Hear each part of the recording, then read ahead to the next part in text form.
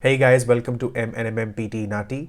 Today's video is about NAATI Gujarati. So I have a few points, I've made a few points that I want to share with you if you are aiming to clear your NAATI Gujarati exam. And if you are a beginner, you should definitely watch this video, make a note of what I'm saying because I'm sure that this will help you a lot in clearing your exam. So let's get started. Before we dive deep into this subject, what I would like to share is if you are after NAATI Gujarati, Hindi, Punjabi, any coaching or just the material for preparation, do contact us on Instagram or Facebook using the link in the description below or simply search for MNMMPT NAATI. Also, if you're after PT coaching or one-on-one consultations, you can use the same link or message us on Instagram or Facebook Messenger using MNMMPT NAATI. You can search for MNMMPT NAATI. હવે તમે જો નક્કી કર્યું હોય કે મારે નાટી ગુજરાતી આપવાની છે તો અમુક વસ્તુ છે જે તમારે ધ્યાનમાં રાખવી જોઈએ કારણ કે મેં ઘણા બધા સ્ટુડન્ટ્સને જોયા છે એ લોકો 2 વીક પહેલાં અચાનક મને મેસેજ કરશે કે મારે 2 વીકમાં નાટી ગુજરાતી આપવી છે કે મારી એક્ઝામ 10 દિવસમાં છે શું હું ક્લિયર કરી શકું. મારે તમને એક વસ્તુ કહેવી છે કે $814ની એક્ઝામ છે. મોર દેન દેટ તમારે જે વસ્તુ મગજમાં રાખવાની છે એ છે કે એક તો ડેટ મળતી નથી સહેલી રીતે. ડેટ મળે પછી એક્ઝામ આટલી મોંઘી પ્લસ રિઝલ્ટ આવવામાં 4થી 6 અઠવાડિયા લાગે. એટલે પૈસાની સાથે સાથે જે ટાઈમ જાય છે એની પાછળ એને બી ધ્યાનમાં રાખો.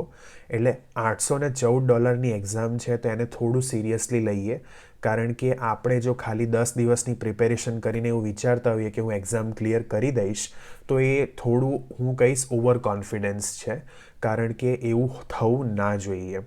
તમારે અમુક વસ્તુઓનું ધ્યાન રાખવાનું છે. કઈ વસ્તુઓ? ક્યારે આપણે પ્રિપેરેશન શરૂ કરીએ? મારી દ્રષ્ટિએ હું કહું based on my experience minimum 4 weeks તમારે પ્રિપેરેશન કરવી જોઈએ બિકોઝ આપણે જ્યારે આટલી મોંઘી એક્ઝામ આપીએ છીએ તો આપણે એક વસ્તુ ધ્યાનમાં રાખવી છે કે જ્યારે આપણે એક્ઝામ આપીએ ત્યારે આપણે કોન્ફિડન્ટ ફીલ કરીએ કારણ કે અધરવાઇઝ તમે ખાલી 2-4 દિવસ 5 દિવસ અઠવાડિયું પ્રેક્ટિસ કરીને એક્ઝામ આપશો તમે લિટરલી ધ્રુજશો તમને એવું થશે કે તમને તાવ આવી ગયો છે એટલું તમને પરસેવો થશે કારણ કે તમારી પાસે 35 મિનિટ છે. 35 મિનિટમાં તમારે પાસ કે ફેલ થવાનું છે. 35 મિનિટમાં તમે 10-15 મિનિટ બી નર્વસનેસમાં કાઢી નાખી તો બચ્યું શું?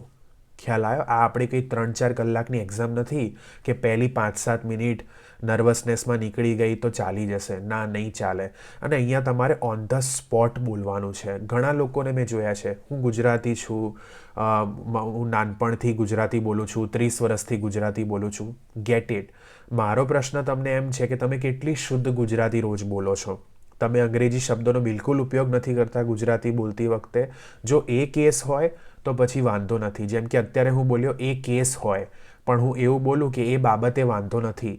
એક વર્ડ ગુજરાતીનો તમને આવડવો જોઈએ તો પછી વાંધો નથી. Immigration related word, medical related word બધું તમને ગુજરાતીમાં આવડતું હોય તો તમે 10 દિવસમાં એક્ઝામ આપી શકો છો. પણ અધરવાઇઝ તમને એમ થાય કે ના એટલી શુદ્ધ ગુજરાતી તો ભાઈ નથી બોલતા. હવે અમે લોકો ગુજરાતી બોલીએ પણ એમાં મિક્સ હોય ગુજરાતી, ઇંગ્લિશ બધું ભેગું, હિન્દીના બી વર્ડ્સ એમાં કરીને બોલીએ છીએ તો પછી વી નીડ સમ પ્રિપેરેશન. તો હું રેકમેન્ડ કરીશ 4 વીક્સની પ્રિપેરેશન ઇઝ અ મસ્ટ. જો એનાથી વધારે કરી શકો 5 વીક્સ 6 વીક્સ કેમ નહીં, મોર ધ મેરિયર વાળી વાત છે. પણ 4 વીક્સ તો જરૂર આપજો અને વ્યવસ્થિત શાંતિથી પ્રેક્ટિસ કરો 4 વીક્સ. બધી ગાઈડલાઇન્સ ફોલો કરો જે ટીચર કહે છે તો પછી આ એક્ઝામ આરામથી નીકળી જશે. બીજી વાર આપવાનું વિચારવાની જરૂર પણ નહીં આવે. બીજી વસ્તુ જે મારે કહેવી છે એ છે કે એક સ્ટડી પ્લાન હોવું જોઈએ. સ્ટડી પ્લાન એટલે કેવું? હું હંમેશા સ્ટડી પ્લાનને જીપીએસ જોડે કમ્પેર કરું છું. બરાબર? નાટી ગુજરાતી એક એવું ડેસ્ટિનેશન છે જ્યાં તમે પહેલાં કોઈ દિવસ ગયા નથી, પહેલી વાર લેટ્સે આપો છો. બરાબર? તમને કોઈ અનુભવ નથી. હવે કોઈ બી જગ્યાએ તમે ગાડી ચલાવીને જતા હોય તો તમે એમને પહોંચી જશો જ્યાં તમે પહેલાં ખાસ કરીને ગયા નથી? ના, તમે તમારી ગાડીમાં જીપીએસ લગાવશો, જીપીએસને ફોલો કરશો, એને ટ્રસ્ટ કરશો. તમને ખબર છે કે હું જો આને ફોલો કરીશ ને તો મને મારા ડેસ્ટિનેશન પર આ ટાઈમ પર પહોંચાડશે અને બરાબર રસ્તો બતાવશે ત્યાં જવાનો. એમ નહીં કે પછી આખું ફરીને લઈ જાઓ, ગોળ ફરીને લઈ જાઓ, આમથી લઈ જાઓ, પેમથી લઈ જાઓ. એવું નહીં થાય. તમે એને ટ્રસ્ટ કરો છો કે ભાઈ હા આ સાધનને હું એઝ અ યુઝ કરું મારા ડેસ્ટિનેશન પર એફિશિયન્ટલી પહોંચવા માટે. સિમિલરલી સ્ટડી પ્લાન એ જીપીએસનું કામ કરે છે. વિધાઉટ સ્ટડી પ્લાન તમે કદાચ તમારા ડેસ્ટિનેશન પર પહોંચી બી જશો, પણ ટાઈમ બહુ લાગશે. મે બી તમારે 2, 3, 4 એટેમ્પ્ટ આપવા પડે. મલ્ટીપ્લાય કરી લેજો 814 ઇન્ટુ 2, 3, 4 કેટલા થાય, બરાબર? એ પૈસા આપણે બીજે વાપરી લઈએ. ખ્યાલ આવ્યો? એટલે મારો કહેવાનો મતલબ શું છે કે ડેસ્ટિનેશન પર જવું છે, પહેલી વારમાં પહોંચવું છે, 4 વારમાં નથી પહોંચવું. એવો આપણે ઉદ્દેશ્ય લઈને ચાલીએ. તો મારું એવું કહેવું છે કે સ્ટડી પ્લાન એટલે શું? આજે મૂડ થયો વોકેબ કરવાનો, ચલો વોકેબ વાંચીએ. મારી પાસે અમુક વોકેબ યુટ્યુબ પરથી થોડી જોઈ લીધી, થોડી અહીંથી જોઈ લીધી, થોડી પેલી એપ્લિકેશનમાંથી જોઈ લીધી. એવું નહીં કરવાનું. જે મૂડ આવે એવી રીતે પ્રેક્ટિસ નહીં કરવાની. તમે કોચિંગ લેતા હોય તો તમારા ટીચરને કહો કે મને એક સ્ટડી પ્લાન આપો. દરેક સ્ટુડન્ટનો સ્ટડી પ્લાન જો સેમ હોય ને તો એ સ્ટડી પ્લાન કોઈ કામનો નથી, કારણ કે દરેક સ્ટુડન્ટનું લેવલ અલગ હોય. દરેક સ્ટુડન્ટ અલગ કલાક ભણી શકે. અમુક લોકો સવારે જોબ કરીને બપોરે નવરા પડી જતા, સાંજે ફ્રી છે તો એ લોકો 3-4 કલાકની પ્રેક્ટિસ કરી શકે. અમુક લોકો રાત્રે 10 વાગે ફ્રી પડે તો એ 3-4 કલાકની પ્રેક્ટિસ ના કરી શકે. તો એક કસ્ટમાઇઝ સ્ટડી પ્લાન હોવું બહુ જરૂરી છે, જે હું હંમેશા મારા દરેક સ્ટુડન્ટને આપું છું. મારો દર ક્લાસ પછી હું મારા દરેક સ્ટુડન્ટ જોડે પ્રાઇવેટલી વાત કરું છું, કારણ કે ફીડબેક પ્રાઇવેટલી આપો તો વધારે સારું, સ્પેશિયલી નેગેટિવ હોય તો. પોઝિટિવ ફીડબેક તો તમે આપી શકો ક્લાસમાં બધાની સામે. નેગેટિવ હું પ્રેફર કરું કે 1-on-1 ફીડબેક આપું એમના ક્લાસ પતે પછી, બરાબર?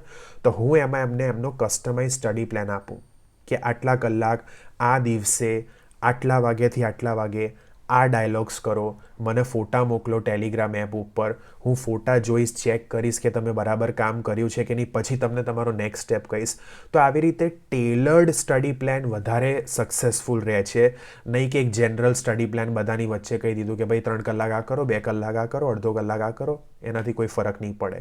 જો તમારી પાસે સ્ટડી પ્લાન નથી, તમે કોચિંગ ના લેતા હોય તો પોતાનો એક સ્ટડી પ્લાન ક્રિએટ કરો કે ભાઈ ના, મને કોચિંગની જરૂર નથી, હું જાતે કરી લઈશ, કંઈ વાંધો નહીં. પણ પછી સ્ટડી પ્લાન ક્રિએટ કરો કે મારે રોજ કેટલા કલાક, કેટલા વાગ્યાથી કેટલા વાગે કેટલા ડાયલોગ્સ કરવા છે, બરાબર?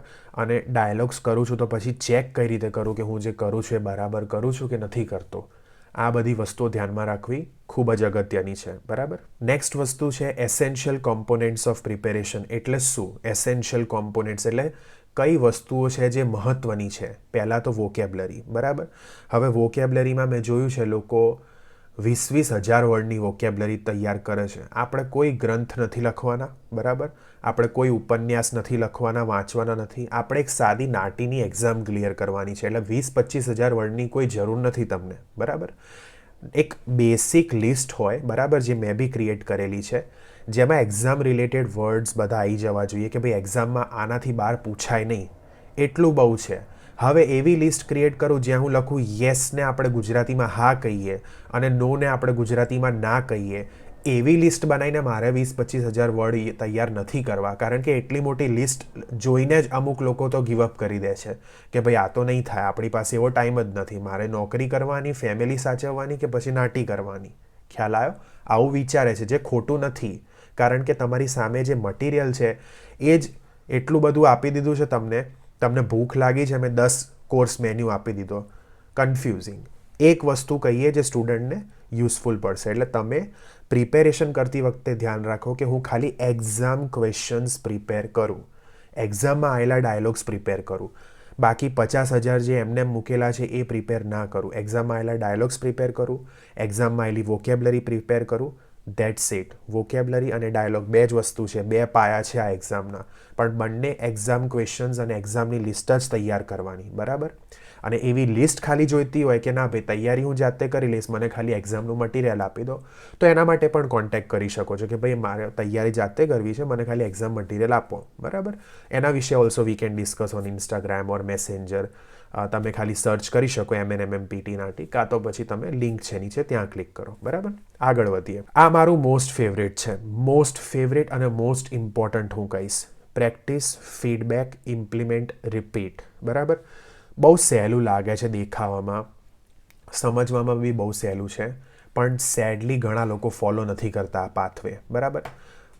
ક્લાસ એટેન્ડ કરવી, ક્લાસમાં જે શીખવાડ્યું એની નોટ્સ લેવી, બરાબર? ક્લાસમાં જે કીધું એને પ્રેક્ટિસમાં કરવું, અને કીધું કે આટલી આટલી વસ્તુઓ કરીને મને ફોટા પાડીને મોકલો, તો એ ફોટા મોકલવા ટેલિગ્રામ પર રેગ્યુલરલી. જે ફીડબેક હું તમને આપું છું ક્લાસમાં, બરાબર. દરેક ક્લાસમાં ફીડબેક તો હું આપું જ છું, પ્લસ તમે જે હોમવર્ક મોકલો એનું ફીડબેક આપું છું કે ભાઈ તમે બહુ ફાસ્ટ બોલો છો. ફોર એક્ઝામ્પલ, તમે આન્સર બહુ ફાસ્ટ બોલો છો, સમજાતું જ નથી, કે તમે બહુ સ્લો બોલો છો, કે તમે બેલ સાઉન્ડ પડ્યા પછી બહુ વાર લો છો ચાલુ કરવામાં એક્ઝામમાં, બરાબર, કે પછી તમે મિનિંગ બહુ ચેન્જ કરી દો છો, તમારા તરફથી ઉમેરો છો. આવા ઘણા ડિફરન્ટ ટાઈપ ઓફ ફીડબેક છે જે દરેક સ્ટુડન્ટનો ફીડબેક અલગ હોય, બરાબર. જ્યારે એક સ્ટુડન્ટ આન્સર બોલે તો મારું કામ એઝ અ ટીચર હું સાંભળું અને પછી એમને ફીડબેક આપું કે એમને કેવું પરફોર્મ કર્યું, નહીં કે બીજાએ કેવું પરફોર્મ કર્યું. પણ તમારું કામ એઝ અ સ્ટુડન્ટ શું છે કે જે ફીડબેક મને આપવામાં આવ્યો છે એ હું લખું પહેલાં તો, ખાલી સાંભળું નહીં, નહીંતર કશું યાદ નહીં રહે. આપણે આટલું બધું બોલતા હોય ક્લાસમાં, કેટલી વસ્તુ યાદ રાખશો? ક્લાસ પછી આમે થાકેલા હોય, કંટાળેલા હોય, ભૂલી જશો, બરાબર.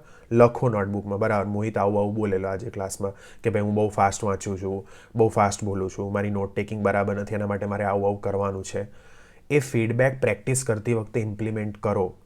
ઇમ્પ્લિમેન્ટ કરશો, રિપીટેડલી ઇમ્પ્લિમેન્ટ કરશો, પછી નેક્સ્ટ ક્લાસમાં જ્યારે આવશો કે નેક્સ્ટ ટાઈમ જ્યારે તમારું કામ મોકલશો, I will be able to see that improvement. મને ખબર પડી જશે કે હા, આ સ્ટુડન્ટને મેં જે કીધેલું એણે ફોલો કર્યું, સિરિયસલી લીધું, દેખાય છે હવે એના કામમાં, બરાબર. જ્યારે એક સ્ટુડન્ટને હું ક્લાસમાં બી કહું ને કે આટલું કરવાનું નેક્સ્ટ ક્લાસની પહેલાં, જો એ સ્ટુડન્ટ એટલું કામ કરીને ક્લાસમાં આવે છે ને, ઓટોમેટિકલી એમના પરફોર્મન્સમાં ઇમ્પ્રુવમેન્ટ હોય છે જ. અને એ સ્ટુડન્ટને બી દેખાઈ જાય કે ના, આજે તો હું બહુ સારું બોલ્યો કે બોલી કમ્પેર્ડ ટુ લાસ્ટ ટાઈમ. એ સ્ટુડન્ટને તો ખબર પડે જ, મને બી ખબર પડી જાય, બરાબર. તો આ વસ્તુ પ્રેક્ટિસ કરવી, એનું ફીડબેક લેવું, ફીડબેક મળ્યું એને નોટ કરો, એને ઇમ્પ્લિમેન્ટ કરો અને રિપીટેડલી આ પ્રોસેસને ફોલો કરો, તો તમારો સ્કોર આવી જશે. લાસ્ટ વસ્તુ છે mock test, feedback and implement. ખાસ કરીને જે સ્ટુડન્ટ એવું વિચારતા હોય કે મારે કોચિંગની જરૂર નથી, એમના માટે તો આ બહુ જ ઇમ્પોર્ટન્ટ છે. કારણ કે જે સ્ટુડન્ટ્સ હજુ કોચિંગ લે છે એમને તો ક્લાસમાં ફીડબેક મળે જ છે, એટલે એમના માટે આ એટલું ઇમ્પોર્ટન્ટ નથી. પણ જે લોકો એવું વિચારતા હોય કે ના, મારે કોચિંગ નથી લેવી, કોઈ બી રીઝન હોઈ શકે, લેટ્સ સે આપણે રીઝન લઈએ મારી પાસે ટાઈમ નથી, બરાબર, સમજી ગયા. તમારે શું કરવું જોઈએ? રિયલ જે તમારી એક્ઝામ બુક કરેલી હોય ને એના પહેલાં એટલીસ્ટ 2 વીક્સ પહેલાં, મિનિમમ 2 વીક્સ કહું છું, એના 2 વીક્સ પહેલાં તમે અમને કહી શકો કે મારે એક 1-on-1 મોક ટેસ્ટ આપવી છે નાટી ગુજરાતીની, જ્યાં મોહિત મારી સાથે બેઠો હોય ને મારી ટેસ્ટ લે અને મને કહે ભાઈ હું કેવું કરું છું. હું એટલે કહું છું કારણ કે એ સેશન 1-on-1 એક તો તમને હું ફીડબેક આપું છું કે તમે મોક ટેસ્ટમાં કેવું કર્યું. લેટ્સ સે હું તમને કહું કે ના, તમે બરાબર નથી કર્યું, તમારી પાસે 2 વીકનો ટાઈમ છે હજુ ઇમ્પ્લિમેન્ટ કરવા પર કે ફીડબેક મેં શું આપ્યો તમને, એ ઇમ્પ્લિમેન્ટ કરો અને તમે તમારી એક્ઝામમાં પછી પાસ થઈ જશો, બરાબર. કાં તો તમે બહુ જ ખરાબ કર્યું હોય તો હું તમને સજેસ્ટ કરીશ કે થોડી એક્ઝામ પાછળ પુશ કરો. તો તમે પોતે વિચારીને જુઓ, આ એક સેશન તમને યુઝફુલ પડશે, આ જે અહીંયા તમે થોડું ઇન્વેસ્ટ કરશો એ યુઝફુલ પડશે, કે 2 વીક પછી એક્ઝામ આપવા ગયા, $814 બગાડ્યા, જ્યાં સુધી રિઝલ્ટ નથી આવ્યું ત્યાં સુધી ડેટ બી નથી લઈ શકતા, ભલે 100% ખાતરી હોય કે ફેલ જ થવાના છીએ તો બી ડેટ ના લઈ શકો. રિઝલ્ટ આવ્યું, ફેલ થયા, 1 માર્કથી બી ફેલ થયા, $814 તો ગયા. રાધર તમે પહેલાં પૂછી લીધું હોત એક ટીચરને કે ભાઈ હું રેડી છું એક્ઝામ આપવા માટે, તો આ પૈસા બચી ગયા હોત, બરાબર. એટલે વાઇઝ ડિસિઝન્સ લાઈફમાં લેવા, સ્પેશિયલી જ્યારે તમને ખબર છે કે તમે કોઈ એવી વસ્તુ અટેમ્પ્ટ કરવા જઈ રહ્યા છો જે તમે પહેલાં કરી નથી, એમાં તો ખાસ કરીને, બરાબર. એટલે આ બધી વસ્તુઓ તમને લાગે કે ના સેન્સ બને છે આ વાતની, તો આને નોટ કરજો અને આને ફોલો કરજો. જો તમને એવું લાગતું હોય કે ના સેન્સ નથી બનતી, મને તો મારી રીત ગમે છે, તો બી કોઈ વાંધો નથી, તમારો રિઝલ્ટ આવવો જોઈએ, દેટ ઇઝ ઇમ્પોર્ટન્ટ. બાકી તમે તમારી પ્રોસેસ બી ફોલો કરી શકો છો, બરાબર. બટ આ પોઈન્ટ્સ મારે બહુ જ ઇમ્પોર્ટન્ટ હતા મારા માટે શેર કરવા. મને ખબર છે કે ઘણા લોકોને એમ થાય કે આ વસ્તુઓ ખબર છે, ગ્રેટ, ખબર હોવી સારી વસ્તુ છે, પણ આપણે ફોલો કરવું વધારે ઇમ્પોર્ટન્ટ છે, બરાબર. તમારે નાટી ગુજરાતીમાં કોઈ બી હેલ્પ જોઈતી હોય, ભલે તમારે એક જ સેશન લગાવવો હોય તમારો લેવલ જોવા માટે, તો બી તમે લગાવી શકો છો. પ્રોપર કોચિંગ જોઈતી હોય તો બી તમે મારો કોન્ટેક્ટ કરી શકો છો. તમને એવું હોય કે ના મારે પહેલાં મોહિત જોડે વાત કરવી છે કે ભાઈ શું કરવું જોઈએ, તો મારી સાથે વાત પણ કરી શકો છો, બરાબર. અને પછી આપણે ડિસાઇડ કરીશું કે કઈ રીતે તમને હેલ્પ કરીએ. But with that I will take your leave. God bless you all. શાંતિથી મગજ ઠંડુ રાખીને આ એક્ઝામ આપવાની છે. ક્લિયર થશે 100%, જો તમે ગાઈડલાઇન્સ ફોલો કરશો તો, અને કરશો તો 100% ક્લિયર થઈ જશે, બરાબર. ધ્યાન રાખો તમારું.